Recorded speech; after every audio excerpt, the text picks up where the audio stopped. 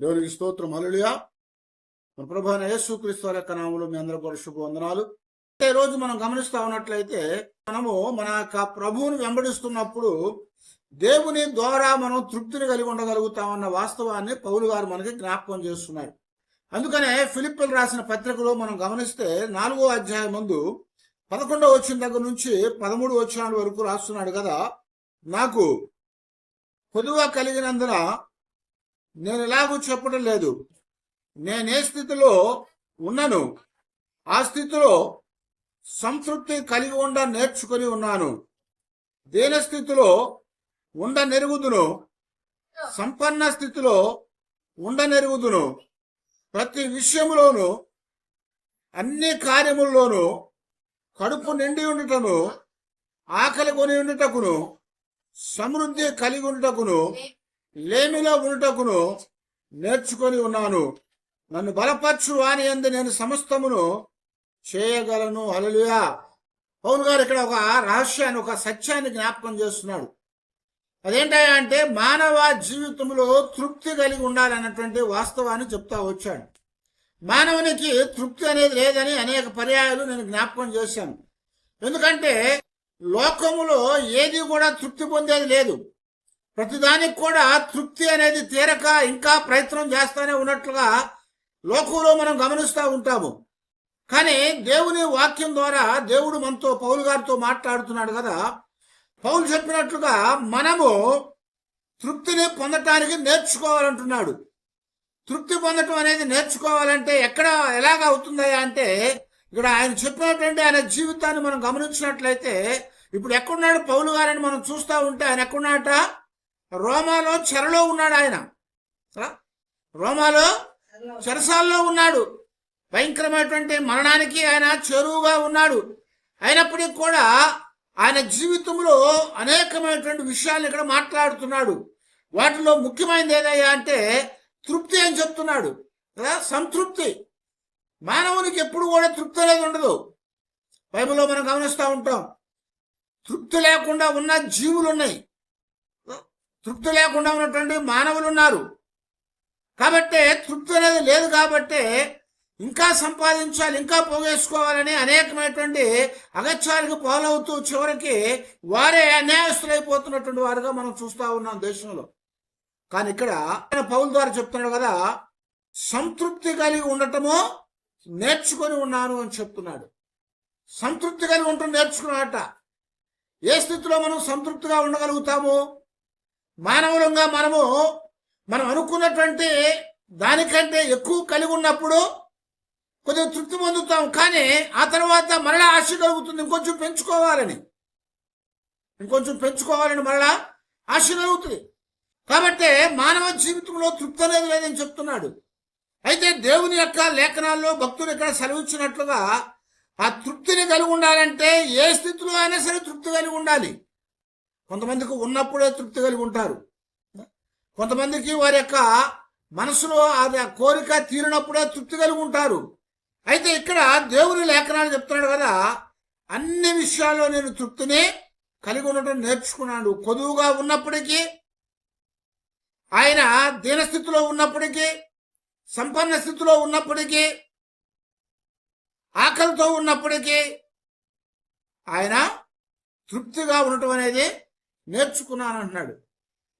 ఎలా నేర్చుకున్నాడా అంటే ఏమన్నా అంటే దేవుని ద్వారా మనం తృప్తిపరచబడతాము అని చెప్తున్నాడు. ఎక్కడట? దేవుని ద్వారానే మనం తృప్తిపరచబడతాం. దేవుడు మన జీవితాల్లో లేకపోతే తృప్తి అనేది మనం కలిగి ఉండలేము. తృప్తిగా ఉండాలంటే దేవుడు మనతో ఉండాలి. కారణం ఏంటంటే మనకి కలిగే లేమి కానీ, మనకు కలిగే కష్టము కానీ, మనకు వచ్చేటువంటి ఆ యొక్క ఇబ్బంది కానీ, లేకపోతే మనకు వచ్చేటువంటి శ్రమ కానీ, వాటిని చూసినప్పుడు మనం నిరాశ చెందుతూ ఉంటాము. అయితే దేవుని ద్వారా మన జీవితాల్లో ఏ స్థితిలో కూడా నిరాశ చెందకుండా తృప్తి కలిగి ఉండాలని దేవుడు మనతో మాట్లాడుతున్నాడు. దానికి ముఖ్యమైనటువంటి కారణం ఏదయ్యా అంటే ప్రభువు నాతో ఉన్నాడు. అందుకని 13వ వచనం అన్నాడు, నన్ను బలపరచు వాడిని బట్టే నేను సమస్తమును చేయగలుగుతున్నాను. నన్ను బలపరిచే దేవుని బట్టే సమస్తాన్ని నేను చేస్తున్నానని చెప్తున్నాడు. దేవుడు మనతో లేకపోతే మన జీవితాల్లో తృప్తి అనేది కలగదని చెప్తున్నాడు అనమాట. తృప్తి కలగదు. కాబట్టి ఇక్కడ తృప్తి పొందటానికి కొన్ని విషయాలు మనకు చెప్తున్నాడు కదా. తృప్తి కలిగి ఉండాలంటే మనం ఎక్కడ ఉండాలయ్యా అంటే మొట్టమొదటి చెప్తున్నాడు కదా, కీర్తన గ్రంథంలో 36వ కీర్తనలో 8వ వచనం చెప్తున్నాడు. మనం తృప్తిగా ఉండాలంటే ఎక్కడ ఉండాలట? నీ మందిరము యొక్క సమృద్ధి వలన సంతృప్తి నొందుచు ఉన్నారు. దేవునికి స్తోత్రం, హల్లెలూయా. ఎక్కడ సంతృప్తి కలుగుతుందట? తృప్తి దేవుని యొక్క మందిరములో. మనము దేవుని యొక్క మందిరములో ఉన్నప్పుడు ఆ మందిరము ద్వారా మనం తృప్తిపరచబడతా ఉంటాము. అంటే దాని అర్థం ఏంటి? దేవునితో ఉన్నప్పుడు. దేవుని మందిరం అంటే ఏంటి? దేవునితో ఉన్నప్పుడు, దేవుని యొక్క పిల్లలు దేవుని యొక్క సమూహంతో ఉన్నప్పుడు ఆ మందిరము ద్వారా మనము తృప్తిపరచబడతాము అని జ్ఞాపకం చేస్తున్నాడు. ఎందుకంటే నా సన్నిధులు ఏముందని చెప్తున్నాడు అక్కడ? నీ ఆనంద ప్రవాహములోనిది నీవు వారికి రాగించుచున్నావు. కానీ ఇక్కడ దేవుని యొక్క సన్నిధిలో ఏముందయ్యా అంటే తృప్తినిచ్చేది ఉంది. ఆ తృప్తినిచ్చేది ఏదయ్యా అంటే ఆయన మందిరమే. ఆయన సన్నిధి అనేది మనకి తృప్తిని కలుగు చేస్తూ ఉంటుంది. దేవునితో గడపటం ద్వారా తృప్తి కలుగుతూ ఉంటుంది అన్నమాట. ఆ యొక్క మందిరంలో ఉన్నటువంటి సమృద్ధి అంటే దేవుని యొక్క సన్నిధి అక్కడ ఉంది కాబట్టి అది మన జీవితాలకి తృప్తినిచ్చేది అని ఇక్కడ దేవుని యొక్క వాక్యం ద్వారా దేవుడు మనతో మాట్లాడుతున్నాడు అనమాట. తృప్తి కలిగి ఉండాలంటే మనం ఎక్కడ ఉండాలంటే మొట్టమొదటగా దేవుని యొక్క మందిరములో, దేవుని యొక్క మందిరం యొక్క సమృద్ధి వలన తృప్తి పొందుతూ ఉంటున్నాడు. ఎందుకనంటే మందిరం అనేది, దేవుని యొక్క సన్నిధి అనేది సంపూర్ణంగా ఉంది.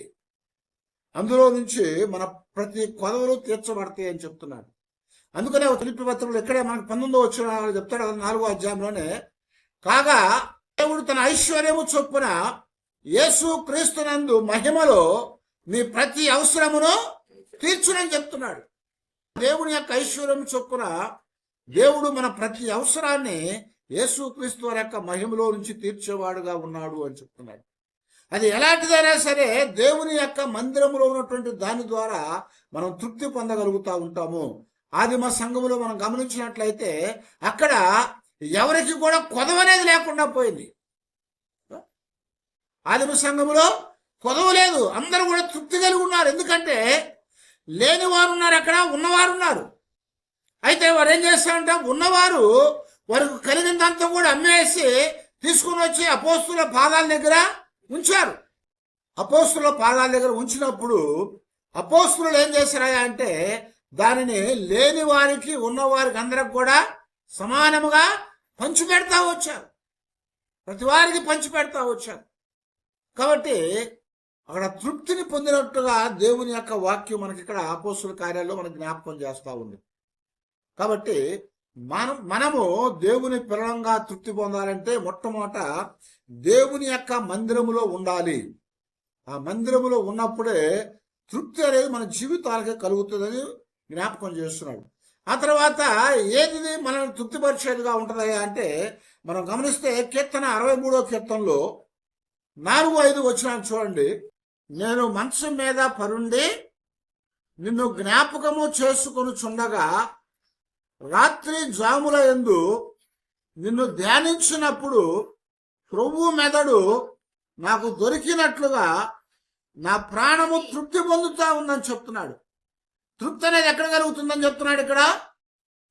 దేవుని యొక్క వాక్య ధ్యానం చేయటం ద్వారా, దేవుని వాక్యం ధ్యానం చేయడం ద్వారా తృప్తి కలుగుతుంది.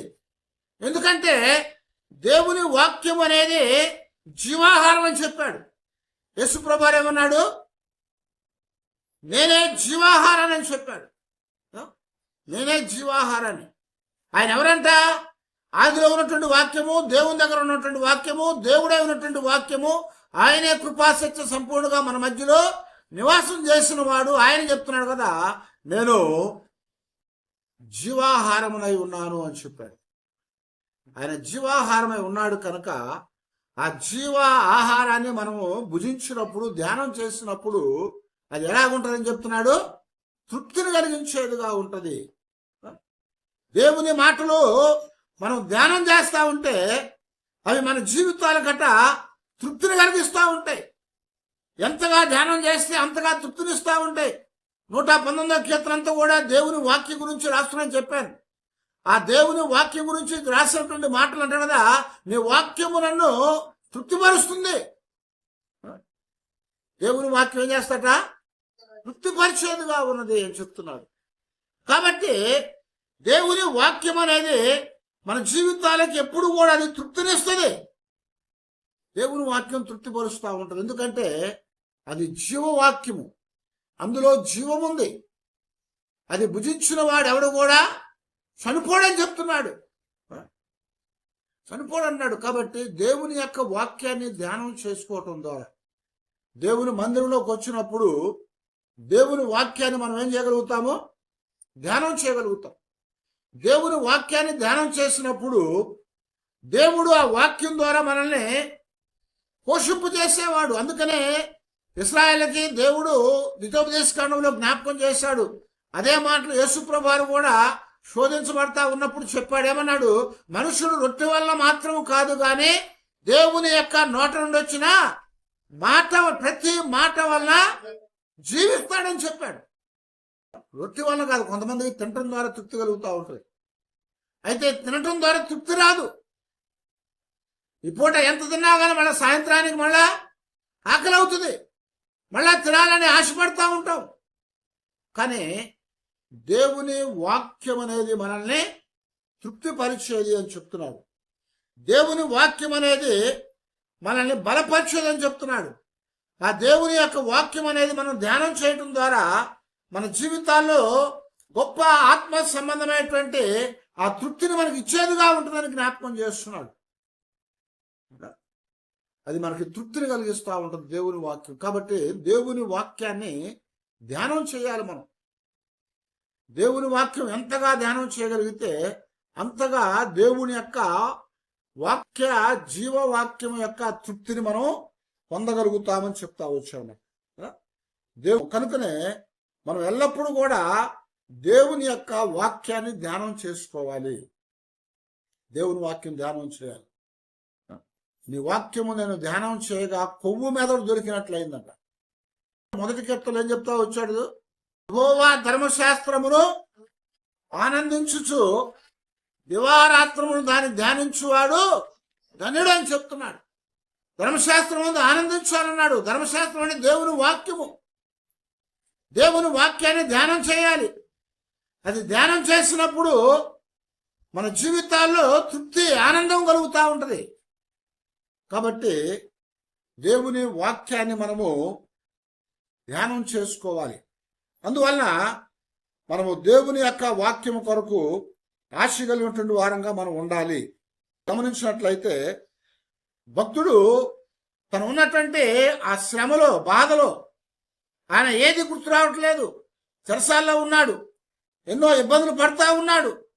అయినప్పటికీ ఆయన బాధపడకుండా అంటున్నాడు కదా, దేవుని మాటలు నాకు తృప్తినిచ్చేవిగా ఉన్నవి. కాబట్టి వాటిని మనం ధ్యానం చేసుకోవాలి. భక్తుడు దావీదు తన జీవితంలో ఎన్నో పర్యాయాలు మనకు జ్ఞాపకం చేశాడు. దేవుని యందు తృప్తిని కలిగి ఉండటానికి దేవుని వాక్యమే ముఖ్యమైనని చెప్తున్నాడు. ఆ వాక్యము ద్వారా మనం తృప్తిని పొందాలి. ఆ వాక్యం ద్వారా మన జీవితాలకి సమృద్ధిని కలిగినటువంటి వారంగా మనం ఉండాలని దేవుడు మనకి సెలవిస్తా వచ్చారన్నమాట. దేవుని సన్నిధి మనకు తృప్తినిచ్చేది, దేవుని వాక్యం మనకు తృప్తినిస్తూ ఉంటుంది. ఆ తర్వాత మరొకటి ఏంటంటే ఇక్కడ చెప్పినట్టుగా ఆయనతో మనం గడపటం. దేవునితో మనం ఉన్నప్పుడు దేవుని యొక్క సన్నిధిలో దేవుని యొక్క కృప మనకు దొరకటం ద్వారా తృప్తి పొందగలుగుతాము. ఆయనతో గడిపితే ఆయన సన్నిధిలో మనకేమొస్తుందట? కృప దొరుకుతుంది. ఆ కృప ద్వారా మనం తృప్తి పొందుతామని మనకి ఇక్కడ 90వ కీర్తనలో 14వ వచనంలో జ్ఞాపకం చేస్తున్నాడు. చూడండి, ఉదయమున నీ కృపతో మమ్మును తృప్తిపరచు అని చెప్తున్నాడు. దేవుని యొక్క కృప అనేది మనల్ని తృప్తిపరుస్తూ ఉంటుంది. ఎందుకంటే కృప లేకపోతే మనం నిలబడలేము. మనం బ్రతికున్నామంటే అది దేవుని యొక్క ఉచితమైన కృప అని చెప్పాడు. మనం బ్రతికున్నామంటే అది దేవుని యొక్క ఉచితమైన కృప. కనుక కృప అనేది మనల్ని తృప్తిపరుస్తూ ఉంటది. కృప అంటే ఏం చెప్పాను చాలాసార్లు, అర్హత లేని వారికి అర్హతను కలిగించడమే కృప. అది ఉచితంగా ఇవ్వబడింది. అది ఎక్కడ దొరుకుద్ది అంటే దేవుని దగ్గరే దొరుకుద్ది. అదే మాటను మనకు కీర్తనలోనే జ్ఞాపకం చేస్తూ ఉంటాడు. 130 దేవుని దగ్గర ఏం దొరుకుద్దట? కృప దొరుకుతుంది. ఆ కృప అనేది ఆయన దగ్గరే దొరుకుద్దట. కాబట్టి కృప కావాలంటే దేవునితో గడపాలి. మనం దేవునితో గడపటం ద్వారా ఆయన కృపను మనకు అనుగ్రహించేవాడుగా ఉన్నాడు అని చెప్తున్నాడు. ఆ కృప మనకి దొరికినప్పుడు మన జీవితాల్లో తృప్తిని పొందుతాము. మన జీవితాలకి తృప్తి కలిగి ఉండగలుగుతాము అని చెప్తున్నమాట. కాబట్టి మనం ఎల్లప్పుడూ కూడా దేవుని యొక్క సన్నిధిలో తృప్తి పొందాలంటే దేవుని యొక్క కృప ద్వారా తృప్తి పొందగలుగుతాము. ఆ కృప ఉచితంగా దేవుడు మనకిచ్చాడు. మనకు అర్హత లేకపోయినప్పటికీ మన జీవితాల్లో మనము సంతోషము ఆనందము కలిగి ఉండలేనటువంటి పరిస్థితుల్లో చావుకు లోనటువంటి మనందరినీ కూడా ఆయన ప్రేమించిన వాడై ఆయన ప్రేమకు గుర్తుగా ఏమిచ్చాడు? ఆయన కృపను మనకి అనుగ్రహించాడు అని చెప్తున్నాడు అన్నమాట. ఆ కృప ద్వారా మనము తృప్తిని పొందగలుగుతాము. ఆ కృప అనేది మనల్ని తృప్తిపరిచింది. కనుక దేవుని కృప కొరకు మనం కనిపెట్టే వారంగా మనం ఉండాలి అని చెప్తున్నాడు. దేవుని కృప కొరకు మనం కనిపెట్టాలి. ఆ కృప లేకపోతే మన జీవితాల్లో ఏమి లేదు. కనుక దేవుని యొక్క కృప కొరకే మనం కనిపెట్టి ఆ కృపను మనం పొందగలిగిన వారంగా మనం ఉంటే మన జీవితాల్లో ఎప్పుడు కూడా మనం తృప్తిని కలిగి ఉండగలుగుతాము. ఎప్పుడు కూడా మనము ఆ తృప్తిని కలిగి ఉండగలుగుతామని ఇక్కడ దేవుని వాక్యం మనకి సెలవిస్తా వచ్చిందన్నమాట. అనేక రీతులుగా దేవుడు మనల్ని తృప్తిపరిచేవాడు. మన జీవితాల్లో ఉన్నటువంటి అనేకమైనటువంటి ఆ యొక్క కొరతలను దేవుడు తీర్చేవాడు. అందుకని దావీదు ఏమంటున్నాడు 23వ కీర్తనలో, యెహోవా నాకు కాపరే, నాకు లేమి కలగదని చెప్తున్నాడు. ఆయన మనకు కాపరిగా ఉన్నప్పుడు, ఆయనతో మనం ఆ సహవాసంలో ఉన్నప్పుడు, ఆయనతో మనం గడుపుతా ఉన్నప్పుడు ఆయన ద్వారా మనము కృపను పొందగలుగుతున్నాం. కాబట్టి ఆ కృప అనేది మనల్ని తృప్తిపరుస్తూ ఉంది. ఆ కృప అనేది మనల్ని తృప్తిపరుస్తూ ఉంది అని దేవుని వాక్యంలో దేవుడు మనకి ఇక్కడ ఆయన సెలవిస్తూ వచ్చాడు. ఆయన కృప పొందినప్పుడు ఏమవుతాయా అంటే మన జీవితాల్లో మన నోటి ఫలము చేత కూడా తృప్తి పొందగలుగుతాం. మన దేవుడి నుంచి పొందింది మాత్రమే కాదు, కానీ మన జీవితాల్లో కూడా తృప్తిని పొందటానికి మన నోటి ఫలం అనేది మనల్ని తృప్తిపరిచేదిగా ఉంటుంది. సామెతల గ్రంథంలో 12వ అధ్యాయం 14వ వచనంలో, ఒకడు తన నోటి ఫలము చేత తృప్తిగా మేలు పొందును అని చెప్తున్నాడు. అంటే అర్థం ఏంటి? మనము మన నోటిని కాచుకున్నప్పుడు మనము మన నోటి ద్వారా దాని ఫలాన్ని పొందగలుగుతాం.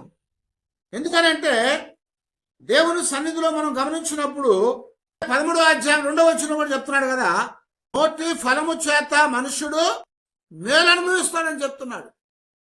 కనుక మనం నోరు కాచుకున్నట్లయితే కదా, మన నోరుని కాచుకున్నట్లయితే ఆ నోరు ఏం చేస్తాట? మనకి తృప్తినిచ్చేదిగా ఉంటుంది, మేలు కలిగించేదిగా ఉంటుంది. కాబట్టి యాకోబు కూడా ఏం చెప్తున్నా అంటే నోటికి కళ్ళెం పెట్టుకోమంటున్నాడు. నీ నోటికి కళ్ళెం పెట్టుకోమని చెప్తున్నాడు. నోరు ఎంత అదుపులో ఉండగలిగితే అంత మేలు కలుగుతుంది. నోరు ఎంతగా పెంచిపోతే అంత నష్టం కలుగుతూ ఉంది.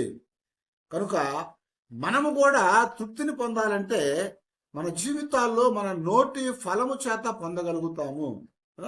మంచి మాటలు చెప్పామనుకోండి, ఏమవుతుంది? మంచి మాటలు మాట్లాడినప్పుడు ఆ మంచి మాటల ద్వారా మనకు మేలు కలుగుద్ది. అదే మంచి మాటలు చెప్పకుండా మరి దుర్భాషలు చెప్పామనుకోండి, అప్పుడు ఏమవుతుంది? కీడు కలుగుతుంది. కాబట్టి మన నోటి ఫలము మనకి మేలు చేసేది, మన నోటి ఫలమే మనకి కీడుని జరిగిస్తూ ఉంటుంది. అందుకొరకే మనం ఎప్పుడు కూడా మన నోరు దగ్గర పెట్టుకోవాలి, నోరుని కాచుకోవాలి. ఆ నోటిని ఎంతగా కాచుకోగలిగితే అంతగా మనము మేలు పొందుతాము. ఆ మేలు మనకి తృప్తినిస్తూ ఉంటుంది. దేవుని యొక్క సన్నిధిలో ఉన్నప్పుడు మన నోటికి కళ్ళం పెట్టుకొని మనం ఎలా ఉండాలంటే వినుటకు వేగిరపడాలట, మాట్లాడటానికి నిదానించాలి. వినటానికి వేగిరపడతా ఉండాలి కానీ మాట్లాడటానికి నిదానించాలి. మాట్లాడటానికి నిదానించడం అంటే ఏంటి? నోటిని జాగ్రత్తగా మనం వాడుకుంటున్నాము కనుక ఆ మాటలు ఇబ్బందిని, కష్టాన్ని, బాధని ఇతరులకి కలిగించకుండా వచ్చినప్పుడు ఏమవుతుందంటే మేలుగా ఉంటుంది. అయితే ఇతరులకి ఇబ్బంది కలిగే మాటలు వచ్చినట్లయితే ఏమవుతుందంటే ఆ మాటలు మన జీవితాలకి మేలు కంటే కూడా ఇబ్బందిని, హాని కలుగు చేసేగా ఉంటాయి. అది తృప్తినివ్వకుండా ఇబ్బంది పెట్టేదిగా ఉంటుంది. అందుకని ఏం చెప్తున్నా అంటే ఇక్కడ మనం ఎప్పుడు కూడా ఏం చేయాలంట, మన జీవితాల్లో మన నోటి ఫలము చేత మనం తృప్తి పొందే వారంగా మనం ఉండాలి. మరొకటి ఏం చెప్తానంటే పౌలు గారు చెప్తున్నాడు కదా, ఎవరికి తృప్తి కలుగుతూ ఉంటుందా అంటే హెబ్రీ పత్రికలో 13వ అధ్యాయం 5వ వచనం అంటున్నాడు కదా, ధనాపేక్ష లేని వారై మీకు కలిగిన వాటితో తృప్తి పొంది ఉండండి అన్నాడు. ధనాపేక్ష లేకపోతే తృప్తిని కలిగి ఉంటాం. ధనాపేక్ష కలిగి ఉంటే ఏమవుతుంది? తృప్తి అనేది కలగదు. తృప్తి అనేది కలగదు. ఎందుకంటే ఆ ధనాపేక్ష అనేది ఏం చేస్తంట మన జీవితాల్లో మనల్ని ఇంకా ముందుకి నడిపించేదిగా ఉంటుంది. సంపాదన కొరకై ఎంత సంపాదించినా కానీ చాలదన్నట్టుగానే ఉంటుంది. నాకు చెప్పినట్టుగా మనం ఏమనుకుంటామంటే, అమ్మా ఓ 10 లక్షలు వస్తే చాలు మనకు అనుకుంటాం కదా. 10 లక్షలు ఉంటే మన జీవితం సాఫీగా సాగిపోద్ది అనుకుంటాం. సరే దేవుడు కరుణించి లేకపోతే ఏదో ఒక రూపంలో మనకు 10 లక్షలు వచ్చినాయి అనుకో, అప్పుడేమనిపించింది తెలుసా? ఇంకొంచెం సంపాదించుకుంటే ఇంకా సంతోషంగా ఉండగలుగుతాను, ఇంకొంచెం సంపాదించుకుంటే ఇంకా సంతోషంగా ఉంటాను. కాబట్టి ఇంకొంచెం ఆశ కలిగి ఇంకొంచెం సంపాదించడానికి పరిగెడతా ఉంటాం. అలాగా అనేక మంది ఏం చేస్తారంట, ధనాపేక్ష గలవారే వారు పరిగెత్తి వారు బొత్తిగా చెడిపోయారని పౌలు గారు తిమోతితో మాట్లాడుతూ ఉంటారు. ధనాపేక్ష లేకుండా ఉండటం ద్వారా కలిగిన దాంతో తృప్తి వస్తుంది. మనకి కలిగిన దాంతో తృప్తి కలుగుతుంది. ఎంతో మందిని మనం చూస్తూ ఉన్నాం, ధనాపేక్షతో సమస్తం పోగొట్టుకున్న వాళ్ళు ఉన్నారు. ధనాపేక్ష కలిగి పరిగెత్తాడు కాబట్టి తృప్తి లేకుండా పోయింది. బైబిల్లో కూడా మనం చూస్తూ ఉంటాం. ఎవరిని? గెహాజీని చూసినప్పుడు గెహాజీ కూడా ఏం చేశాడు? ధనాపేక్ష కలిగి పరిగెత్తుకుంటూ వెళ్ళిపోయాడు. గమనించినప్పుడు నాకు వద్దు అని చెప్పాడు ప్రవక్త కదా. ఎలీషా అని చెప్పాడు, నాకు వద్దు అని చెప్పాడు. నువ్వు ఇచ్చేది 100 రూపాయలు కూడా నాకు అక్కర్లేదు, నువ్వు ఇవ్వటం వల్ల నేను పెద్దోడే అనుకునేది దేవుని ఎదుట అనకూడదు, వద్దు పోమని చెప్పాడప్పుడు అయ్యా తీసుకొని ఎందుకు బతులాన్ని తీసుకోలేదు.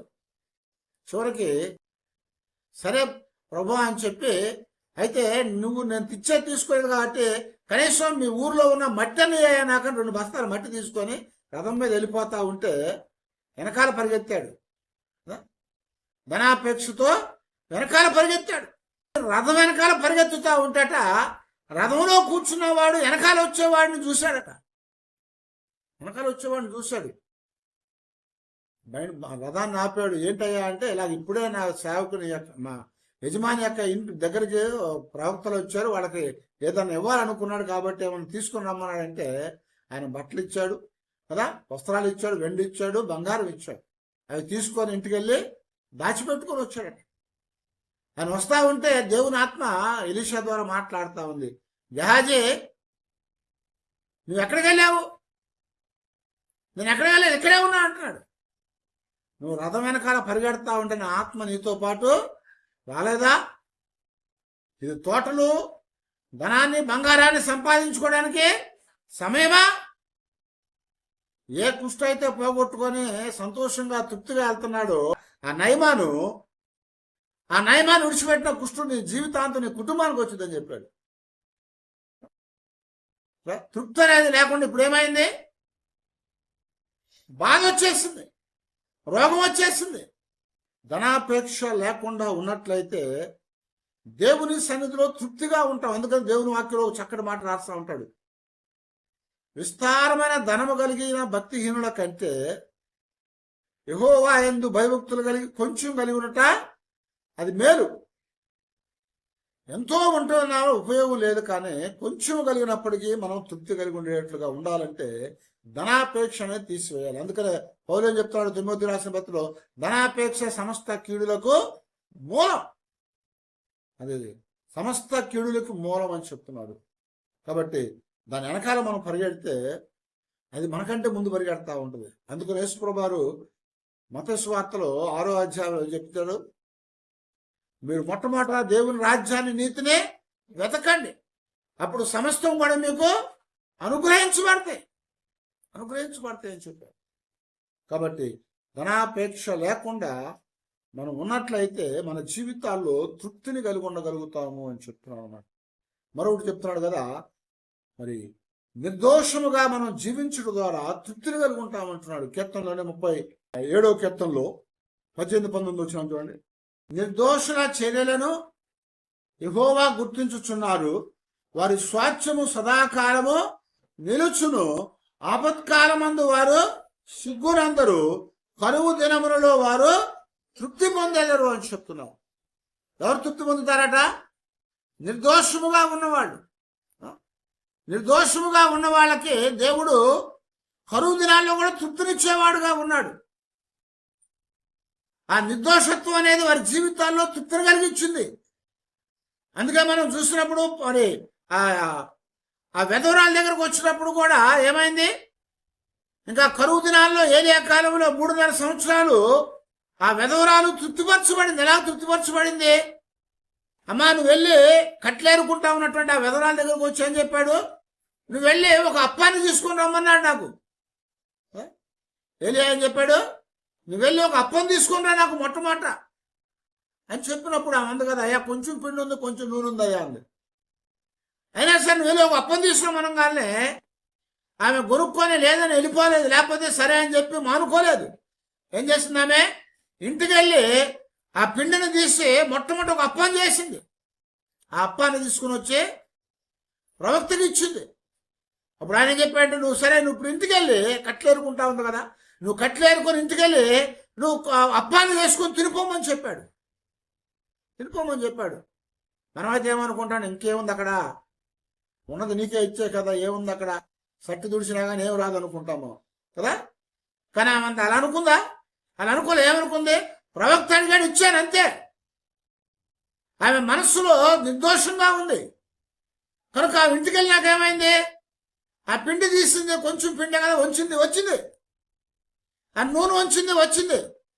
గచ్చిపోతాం అనుకుందా, 2 చేసుకొని తిన్నారు, పడుకున్నారు. పొద్దున్న లేచలేక ఏమైంది, మళ్ళా పిండి ఉంది, నూనె ఉంది.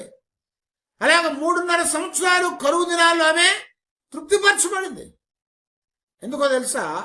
నిర్దోషత్వమును బట్టి. ఆమె జీవితంలో ఉన్నటువంటి నిర్దోషత్వము ఆమెను కరువు దినాల్లో ఏం చేసింది? తృప్తిపరిచింది అని చెప్తున్నమాట. అదే ఇక్కడ ఏమన్నాడు, కరువు దినముల అందు వారు తృప్తిపరచబడతారు. కరువు దినాల్లో వారు తృప్తిపరచబడతారు. కాబట్టి మన జీవితాల్లో మనం నిర్దోషంగా ఉన్నప్పుడు దేవుడు మనల్ని తృప్తిపరిచేవాడు. అందుకొరకు ఇక్కడ దేవుని వాక్యం చెప్తున్నాడు కదా, మనము తృప్తిని కలిగి ఉండాలి. పౌలు అన్నాడు కదా, ఏమన్నాడు, నేను ఏ స్థితిలో ఉన్నప్పటికీ ఆ స్థితిలో నేను తృప్తి కలిగి ఉంటాను నేర్చుకున్నానని చెప్తున్నాడు. ఏ స్థితిలో ఉన్నా సరే ఆ స్థితిలో తృప్తి కలిగి ఉంటాం నేర్చుకున్నాడు. కరువులో ఉన్నప్పుడు బాధపడకుండా ఉన్నదాంతోనే తృప్తిపడ్డాడు కదా. సమృద్ధిగా ఉన్నప్పుడు అహో అనుకోకుండా ఉన్నదాంతో తృప్తిపడ్డాడు. శ్రమలో ఉన్నప్పుడు అలాగే అనుకున్నాడు. ఇప్పుడు చెరలో ఉన్నాడు, మరణాపాయంలో ఉన్నాడు, ఆయన శిక్షని ఎదురు చూస్తా ఉన్నాడు. అలాంటి పరిస్థితుల్లో కూడా చెప్తున్నాడు కదా, నేను అన్ని పరిస్థితుల్లో కూడా తృప్తి కలిగి ఉండటం నేను నేర్చుకున్నాను. ఎలాగ నేర్చుకున్నాడా అంటే, ఆయన దేవుని యొక్క మందిరములో ఉన్నాడు. ఆ దేవుని మందిరం యొక్క సమృద్ధి చేత ఆయన తృప్తిపరచబడ్డాడు. ఆయన దేవుని వాక్యాన్ని ధ్యానం చేసుకున్నాడు. దేవుని వాక్య ధ్యానం ద్వారా ఆయన జీవితానికి ఏమొచ్చింది? కృప దొరికింది, తృప్తి కలిగింది. కృప దొరికింది. ఆ కృపను పొందినటువంటి ఆయన ఇప్పుడు తృప్తిపరచబడ్డాడు. ఎందుకని ఏమన్నాడు? నీ కృప నాకు చాలు. అలాగే ఆ తృప్తి పొందినటువంటి ఆయన దేవుని కృప చేత తృప్తిపరచబడిన ఆయన నోటి ఫలము చేత కూడా తృప్తి పొందాడు. ఆ నోటిని కాచుకున్నాడు, దేవుణ్ణి స్తుతించాడు, దేవుని మహింపరిచాడు. కాబట్టి అలాంటి పరిస్థితుల్లో కూడా దేవుడు ఆయన నోటి ఫలము చేత తృప్తిని కలుగు చేశాడు. నోటి ఫలము చేత ఎలా తృప్తి పడగలిగాడయా అంటే ధనాపేక్ష లేకుండా ఉంటున్నారు. ధనాపేక్ష లేకుండా ఉండటం ద్వారా ఆయన తృప్తిని పొందగలిగాడు. ఆయన జీవితంలో ఎన్నో ఉన్నాయి, అన్ని కూడా విడిచిపెట్టొచ్చాడు. ఇదే ఫిలిప్పీ పత్రిక 3వ అధ్యాయం చెప్తా ఉంటాడు, నేను అతిశయపడటానికి మీ అందరికంటే కూడా ఎక్కువ కారణాలు ఉన్నాయి, నాకు మీ అందరికంటే ఎక్కువ కారణాలు నేను అతిశయపడతాను, కానీ వాటన్నిటిని కూడా నేను నష్టముగా పెంటతో సమానంగా ఎంచుకున్నాను అన్నాడు. నష్టముగా పెంటతో సమానంగా ఎంచుకున్నాడు. కాబట్టి కలిగి ఉన్నటువంటి ఆ యొక్క వాటిని బట్టి ఆయన తృప్తి పొందలేదు. అవన్నీ విడిచిపెట్టి దేవుని బట్టి తృప్తి పొందాడు. దేవుని బట్టి తృప్తి పొందాడు. ధనాపేక్ష లేకపోవడం ద్వారా తృప్తి పొందాడు. ఎవడైనా అన్ని విడిచిపెట్టి వస్తాడండి? ఆయన విడిచిపెట్టి వచ్చాడు. ఆ ధనాపేక్ష లేదు కాబట్టి విడిచిపెట్టి వచ్చాడు. ధనాపేక్ష కలిగింది కాబట్టే గెహాజీ పరిగెత్తుకుంటూ వెళ్ళాడు. మరి ఆ ఎలీషా ధనాపేక్ష లేనివాడు కాబట్టే ఆయన సమస్తాన్ని విడిచిపెట్టి దేవుని దగ్గరకు వచ్చాడు కదా. 12 అరకలు విడిచిపెట్టాడు, పొలాన్ని విడిచిపెట్టాడు, దేవుని దగ్గరకు వచ్చాడు. శిష్యులు వాళ్ళకున్న ధోని విడిచిపెట్టారు, వాళ్ళకున్న వలను విడిచిపెట్టారు, వాళ్ళకున్న అనేకమైనటువంటి వాటిని విడిచిపెట్టేసి ప్రభు దగ్గరకు వచ్చారు తృప్తి. అయితే ఇక్కడ దేవుని వాక్యం చెప్పినట్టుగా మనము మరి దేవుని సన్నిధిలో ఆ ధనాపేక్ష లేకుండా ఉన్నప్పుడు దేవుడు మనకు ఇచ్చిందంటూ మనం తృప్తి పడగలిగినటువంటి వారంగా ఉంటాం. మరి ధనాపేక్ష లేకుండా ఉండాలంటే నిర్దోషులుగా మనం ఉండాలి. ఆ నిర్దోషత్వం అనేది మనల్ని ధనాపేక్ష లేకుండా చేసింది.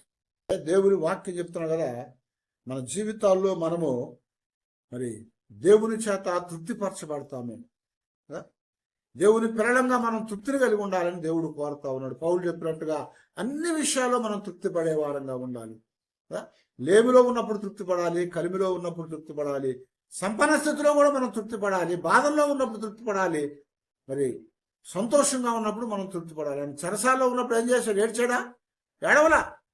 ఫిలిప్పీ చెరసాల్లో ఉన్నప్పుడు ఏం చేశాడు? ఆయన పాటలు పాడాడు, ప్రభువును స్తుతించాడు. కాబట్టి మనము కూడా తృప్తి పొందటానికి దేవుని దగ్గరికి వచ్చి, దేవా నీ మందిరంలో మమ్మల్ని నివసింప చేయి ప్రభా, నీ మందిరంలో ఉన్న దాని తృప్తి చేత సమృద్ధి చేత మమ్మల్ని తృప్తిపరచు నాయనని మనం అడగాలి. అలాగే దేవా నీ వాక్యము ధ్యానం చేయటానికి మాకు సహాయం చేయను ఆయన, నీ వాక్యము ధ్యానం చేయటం ద్వారా మేము తృప్తి పొందుతాము దేవా అని చెప్పి మనం ప్రభువుని అడగాలి. అలాగే నీ యొక్క కృప మాకు అనుగ్రహించిన ఆయన, నీ కృప ద్వారా మమ్మల్ని తృప్తిపరచు దేవా, నీ సన్నిధిలో నాయన మా నోటి ఫలము చేత మమ్మల్ని తృప్తిపరచు నాయన. మా యొక్క జీవితాల్లో ధనాపేక్ష లేకుండా మేము ఎల్లప్పుడూ కూడా నాయన అదిగో మరి నీ సన్నిధిలో నిర్దోషులుగా ఉండి తృప్తిని కలిగి జీవించి నిన్ను మహింపరిచే భాగ్యం మాకు దయచే ప్రభా అని మనం దేవుని మనం ప్రార్థన చేసుకోవాలి. అలాగ ప్రార్థన చేసుకున్నాం. తల వచ్చి దేవుడిని అడుగుదాం.